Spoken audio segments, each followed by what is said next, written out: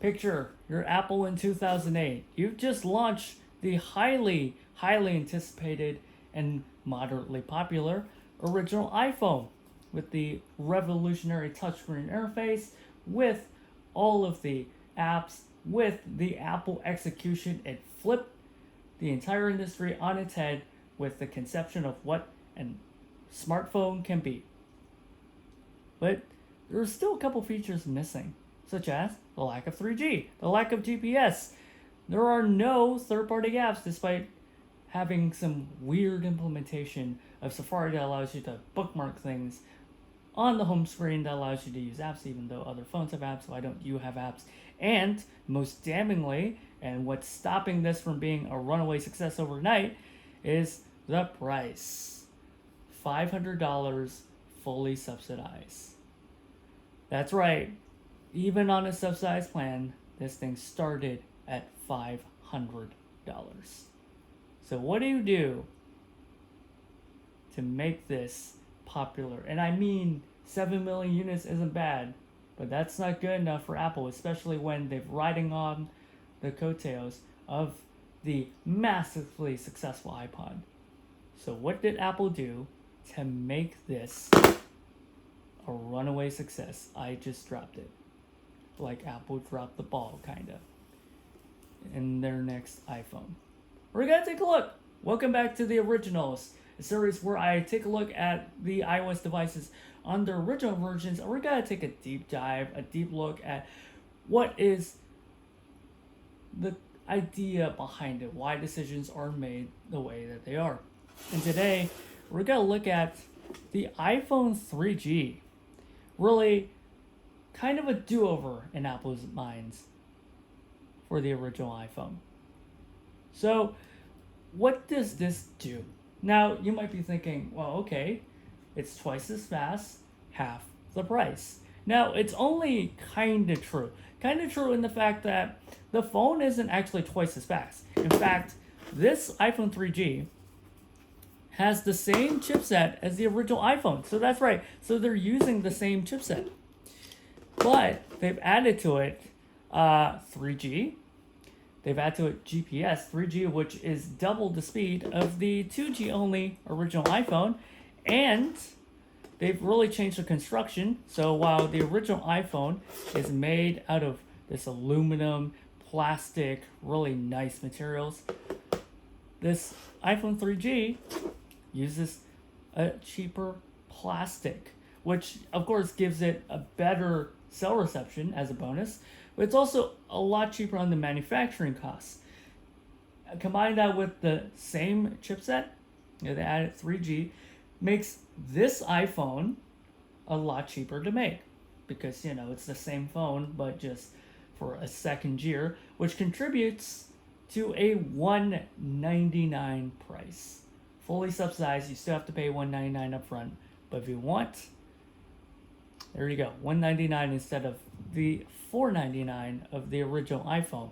And if it addressed a bunch of things since then, like the introduction of the iTunes Wi-Fi Music Store in 1.1, but this iPhone is on iPhone OS 2, so a bigger piece of software has hit the iPhone.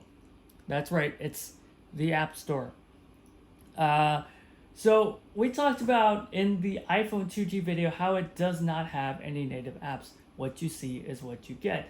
And for a lot of people out there who has phones that just has other apps, well, this is one glaring omission from the iPhone. And while there wasn't really a push from Apple internally, notably from Steve Jobs, to have native apps, he was convinced, ultimately. And they developed an SDK which allowed developers to create native apps.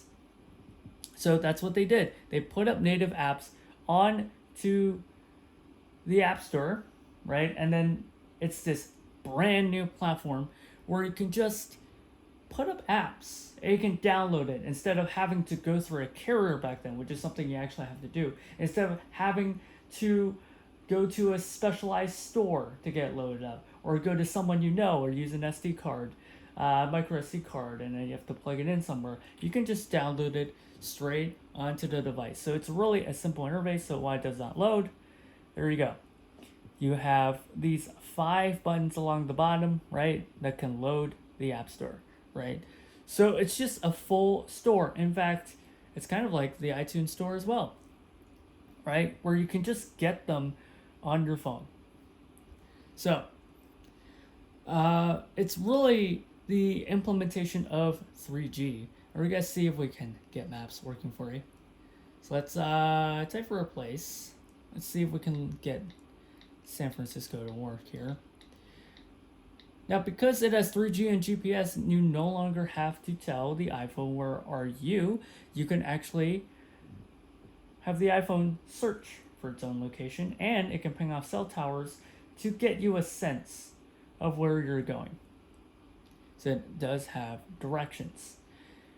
Now, unfortunately, it does not work today, but you can imagine what it was like.